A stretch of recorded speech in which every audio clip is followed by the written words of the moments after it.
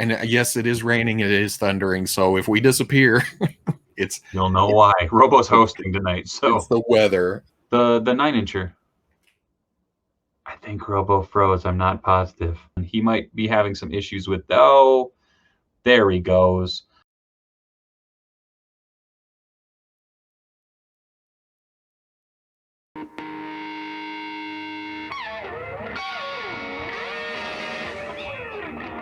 Record button nearly got me again. Okay, people, welcome back to another Fwoosh Weekly. As always, I'm Robo, and if you were watching Monday Fwoosh Live, you heard me say, oh, the storm's kicking up out there.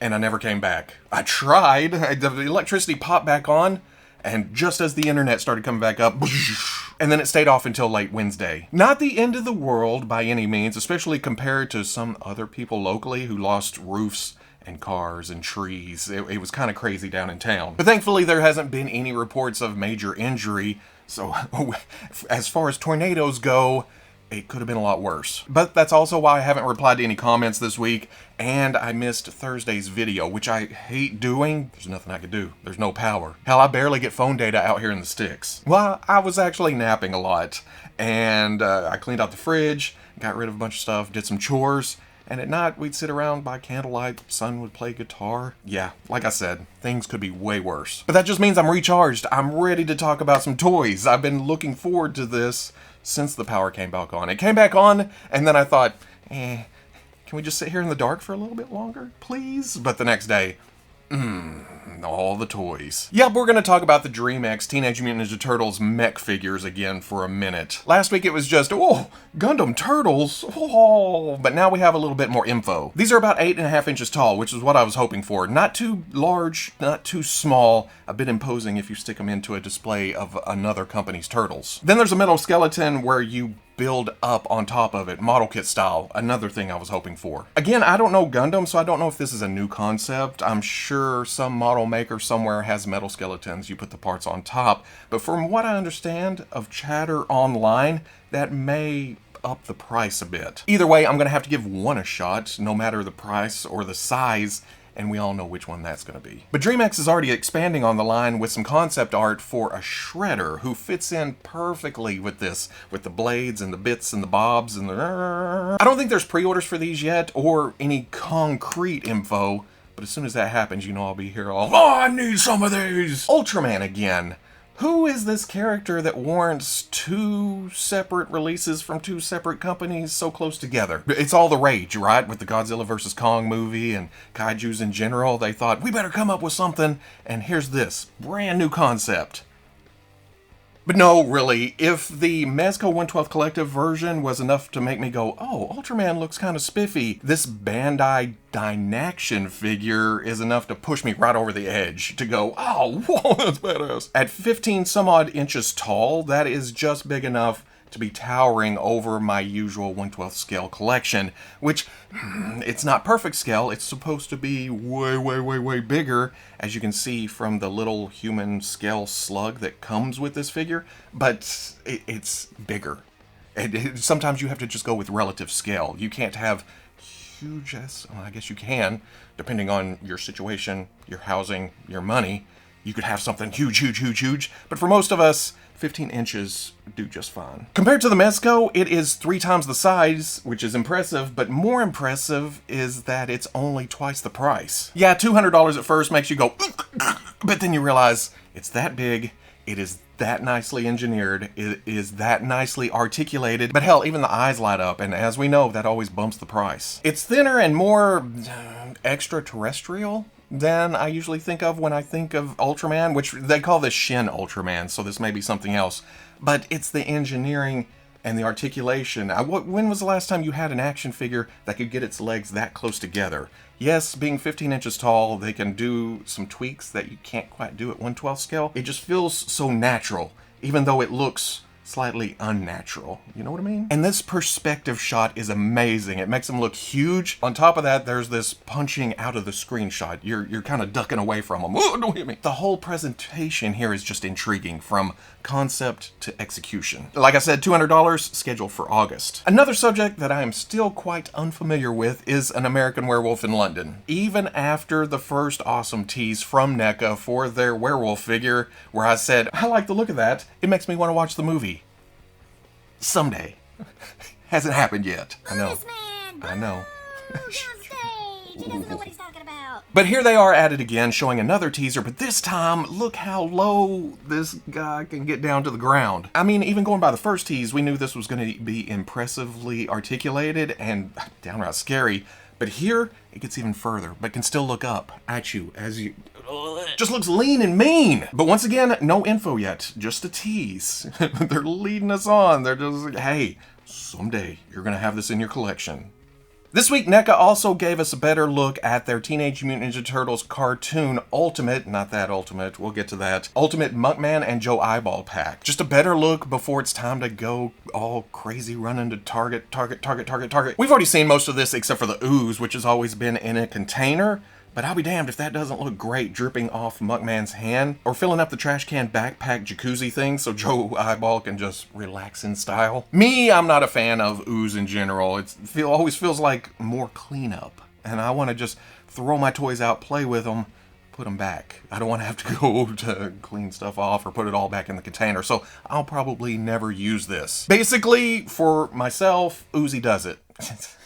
But speaking of Ultimates, ooh, Super7 wanted to ease us into the reveal of their Disney Ultimates Wave 2 by giving us a little sneak peek of the packaging for Wave 1. And it worked. It got some eyeballs on it and got people excited to see what exactly was in Wave 2. Here's a little taste, then boom, main course. Well, I say main course as in, I guess it'd be second course. We're still waiting for the first. The slipcovers and boxes for Prince John, Pinocchio, and Sorcerer's Apprentice Mickey, just magical.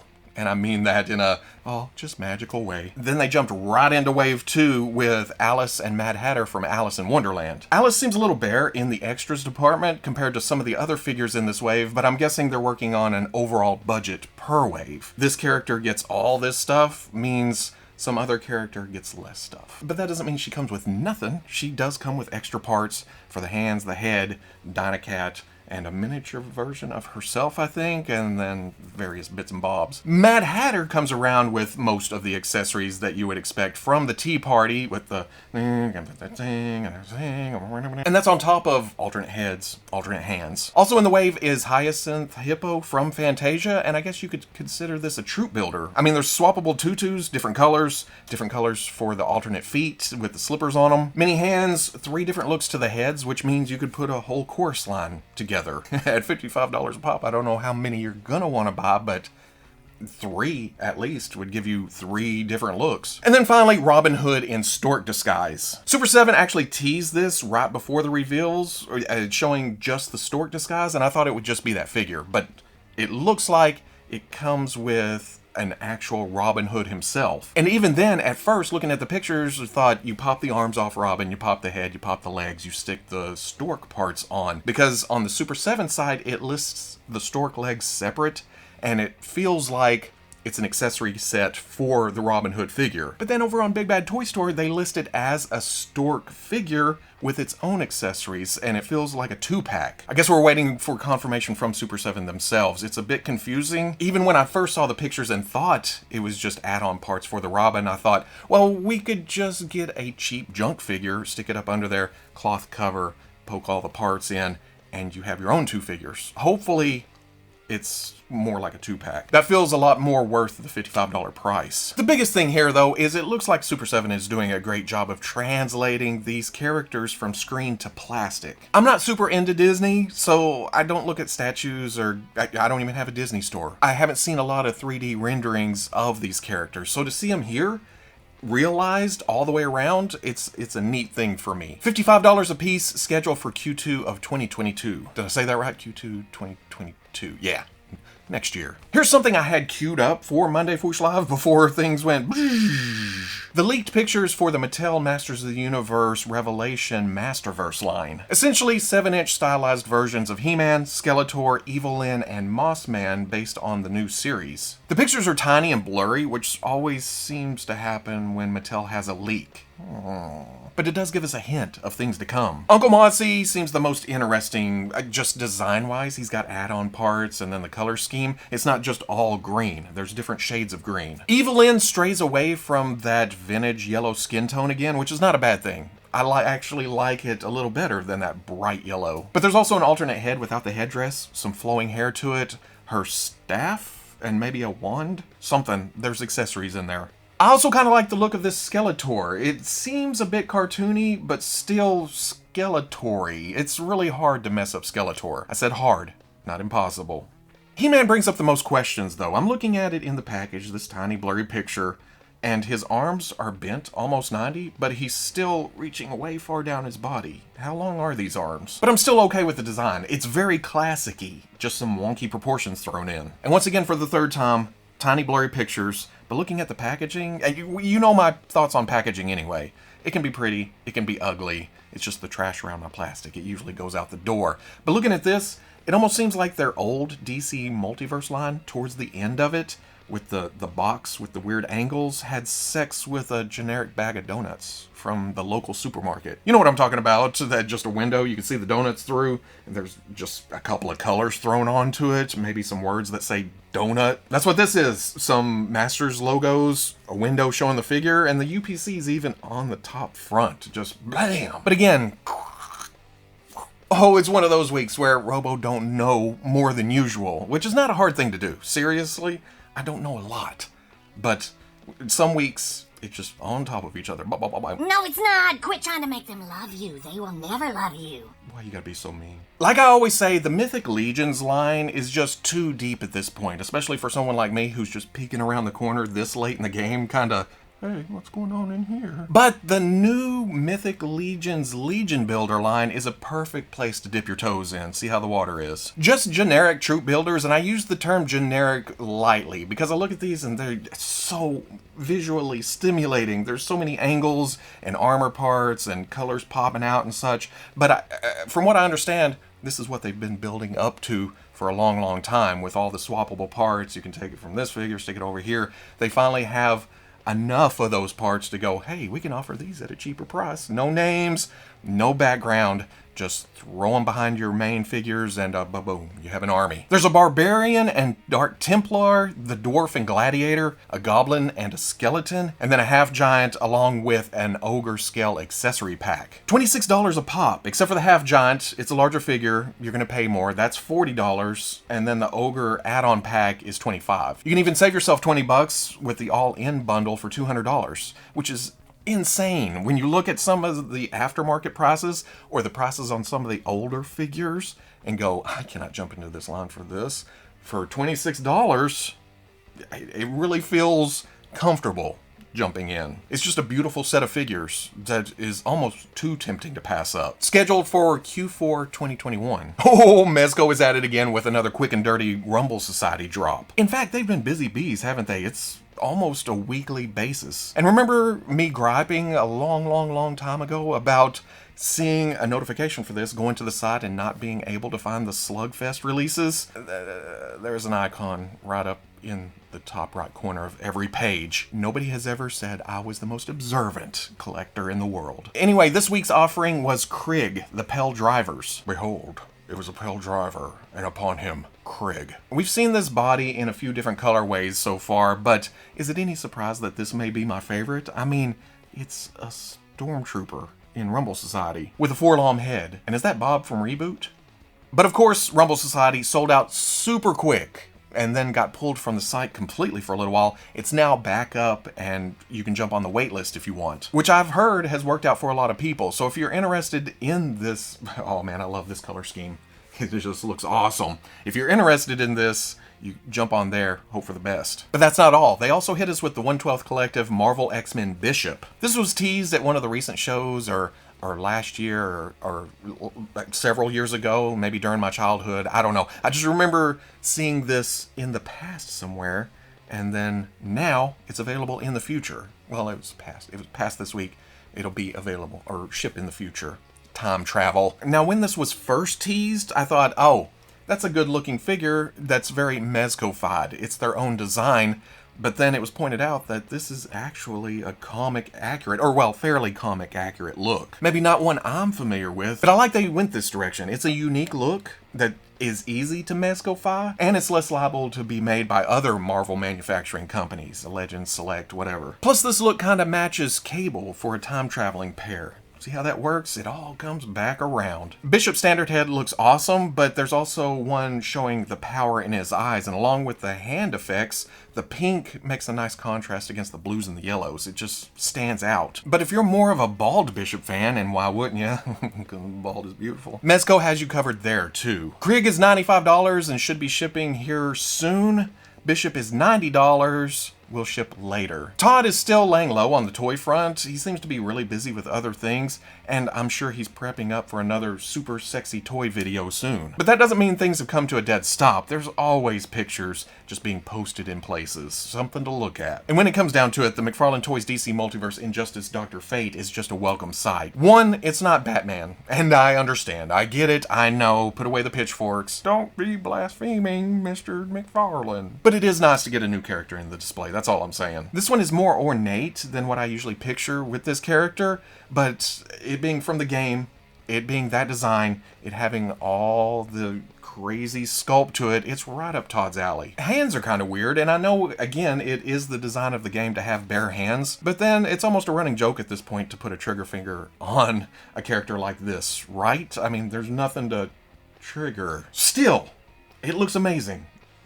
I can't say the same thing about Hot Pursuit Flash, but that's just my personal opinion. I do not like how pinheaded and then thick and bulky the body is. It just doesn't seem like a runner, you know? Someone lithe and fast. And then the white design just does nothing for me. I guess you could put it in a comic display and call it Godspeed. But like I always say, I may not like it. Somebody else probably does. Maybe not you, or you, or you, but maybe you, and you. There are people who like these. There are people who collect these. People who like the hunt. People who like variations on the same sculpt. Just because I don't like something doesn't mean nobody can. That's all on top of McFarlane Toys squeezing more pennies out of the mold, which means more figures in the future. And on that point, here is this our third iteration of the DC Multiverse Red Hood? This time around though, new head, new accessories, and I really dig that flaming sword, but the crowbar, oh, that's just cold. Gold label means Walmart exclusive though, so that may monkey wrench it for some of y'all. I'm stuck with tool metaphors. I'm just trying to hammer home the point that exclusivity may screw up your plans. It's nuts. You know the drill. If you have an axe to grind, I'm not the one to rake over the coals. I'm just the messenger here. No info on these yet. I'm sure they'll be popping up soon. Not that info always pops out before the toy actually makes it out to people. The McFarlane Toys My Hero Academia All for One has been out for a little bit, but this week we started seeing little glimpses of a different version. The first one had a damaged mask from All Might punching him right in the damn face, and then that big, bulky, massive arm. This new one has an undamaged mask, unbulky arm. And seems the hints for this have been right under our noses all the time, with the Amazon listing actually saying style may vary as ultra rare masked version may be received. Now that's some chase running change variant stuff going on there, where you have to order it from Amazon and hope for the best, and just keep ordering it until you get the ultra rare version. Isn't that kind of like sticking a golden ticket in a candy bar that's produced in the millions? That sounds like a good story. I need to write that down. What do you mean it's already a movie? Shut up. Anyway, from the sound of it, it seems like a lot of collectors would have preferred it the other way around, where you get the nice, clean, undamaged all for one, and then the ultra rare chase variant is the big bulky arm that you can't do a lot with. But saying that, if it had been the other way around, who's to say that a lot of collectors wouldn't be going, why didn't we get the one that's actually showing him use powers? I don't know, I haven't been in a hurry to add this to the collection for some reason. I don't know why. I can't tell you, but maybe someday I'll roll the dice and see what I get from Amazon. Hasbro started the week with the reveal of the Marvel Legends Age of Ultron Quicksilver, a hole we've had in our MCU display for a long time. Why it took this long, who knows, but it seems to be worth the wait. Well, okay, the likeness may not be spot on, but it's as close as any Steve and Bucky in Marvel Legends. Same time, I can understand the frustration with this not being spot on because this may be our only chance at the character, whereas we have many a Captain America to choose from, and even Winter Soldier when you think about it. Still, the figure looks kick-ass. With the pinless joints and the bald torso, it's just a slick overall look. And to include the shattered Ultron drone parts, it's neato. It makes me wish for an Age of Ultron updated Hawkeye or even a Wanda. We don't have that look? We don't have that look. And they can come with parts of their own and we can just have a pile of Ultron rubble. But we're also still seeing a price creep. This is $26.49. It's such an odd number when you see it on a pre-order page. We're used to paying extra for the MCU special package figures, about $24 or $25, and with the regular wave Marvel Legends hitting $22, $23, I guess this has to jump up accordingly. But Pietro is estimated for August, or next week. Who knows with Legends anymore, they just pop up when they wanna. To keep the Hasbro ball rolling, they did a Star Wars Fan First Tuesday to celebrate May the 4th, and while it wasn't the most exciting of reveals, there was some interesting filler, I guess you could call it. For GameStop, there were more gaming greats for Jedi Fallen Order with the Flame Trooper. This threw me at first because I looked at it and thought, that's just the Snow Trooper with a new head, right? Then I got excited because I thought, that Snow Trooper costume is wider than the Snow Trooper we got. I could get a couple of these, swap the heads, get a wider and brighter Snow Trooper. Then I slowed down, did a comparison, and there's actually more new parts here than I thought. It's a new helmet, but there's also new boots, new forearms to go along with the new weapon. Plus they flipped the shoulder pads upside down, which I think was a thing with the Snow Troopers, depending on rank, and I guess movie scene, however they threw them on there. I had that same ooh reaction for the Jedi Fallen Order Dark Brother Warrior too. You thought the same thing when this first popped up, didn't you? Savage? Which was met with the same, oh. But it is a cool looking figure. Ah. And fairly obvious when you realize they just gave us the shirtless Maul. Reuse between those two figures. But there is the new weapon, which is just gravy, and then a new head, icing on the cake. It makes it look great. It should pop in the display. There's not a lot of yellow like this on my shelves. Then they flipped over to Bad Batch with the pipeline reveal of Omega. No plastic, no prototype, just a picture from the show. Which is okay, but my brain doesn't retain this kind of information. Whenever we're talking about this on a live stream later, or when the figure is actually revealed, I'll be like, oh, I didn't know anything about that. But that segued right into the Bad Batch Walmart exclusives. Vice Admiral Rampart is essentially the same reuse we've seen with all the Imperial officers, but it's always nice to add to that group. The new head looks good, but I'm not invested in this character yet. I haven't seen him on the show. Yet. I'm sure as soon as he pops up, it'll be like, I'm glad I got that Rampart to go in the display. Then there's the Bad Batch Shock Trooper. Well, I say Bad Batch Shock Trooper. This could actually pull double duty, and you could throw it on your prequel shelf too. Which I understand is the same era. Maybe you smash them all together. Bad Batch is part of the Clone Wars and Revenge of the Sith. Or you separate it all out. It depends on how you do your own display. But everybody knows I like the new clone body. Seeing it in the red markings, finally getting the Shock Trooper on a clone body, yeah, I'm down. All of these are exclusives, but thankfully they weren't too hard to secure. When they first said exclusive, there was a the next day when they started popping up on GameStop and Walmart. GameStop was fairly easy. Walmart went in and out, and I was able to secure both of them, even on my phone, standing in the middle of the yard, holding the phone up in the air, going, please, I need figures. Basically, besides Rampart and the announcement of Omega, these are just troop builders. These are just background characters. No main characters, and hell, nothing from the movies themselves. Well, I guess except for the Shock Trooper. No meat and potatoes for my bread and butter. My bread and butter.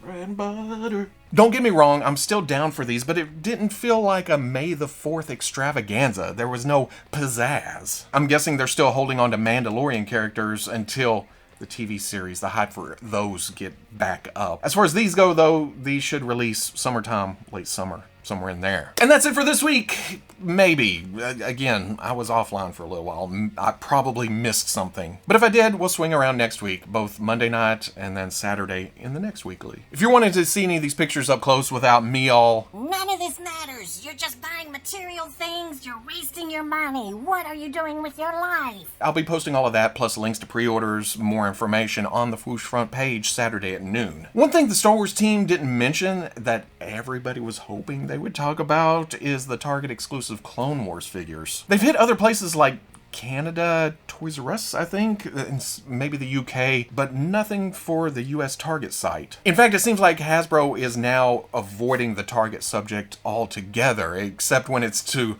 announce a new exclusive there. It's just like, hey, we have this Target exclusive, all right, bye! I have to believe that they know it's a problem, and they know it pisses us off, but they can't shit talk one of their major distributors and buyers. It's a weird subject, I think. Is it Hasbro not getting enough product to Target, or is it Target not ordering enough or not wanting to put a lot on their website to get that old foot traffic into the brick and mortar stores? And even then, are they ordering enough to cover both those places? It doesn't seem like it. I still believe that the whole 2020 situation shook things up, and in a mad dash to adapt, they made some deals that satiated the bigwigs and the bean counters, but didn't do collectors any favors whatsoever. Or the design teams and the marketers who have to put their names and faces out there, who bear the brunt of all this frustration, all this tension. And they're just like, hey, we're just trying to make toys, guys. It's a crazy thing that I keep expecting to just work itself out or to change, and it hasn't yet. And it's going to have to soon. I say this every time we talk about it. It's going to have to change soon, or people are just going to hell with it. Hopefully soon. Hopefully. But if you enjoyed this Fwoosh Weekly, comment, like, subscribe. Much love to the plus if you're interested in seeing videos early or just in a position to help out the channel. Patreon.com. But wherever you may be watching this, I'll always catch you on the Fwoosh. Another thing about having no power, it gave me a lot of time to think about customs and upcoming things, and there is a play date coming. All of you who have sent stuff in, we're going to take a look at it, I swear. But one, well, besides power outages, one, actual releases keep getting in the way, stuff keeps coming in, and two, there's always something in my head that I need to finish that up before I get to the play date. But look at this cool Captain Fwoosh. And there's a figure to go along with it. Ooh.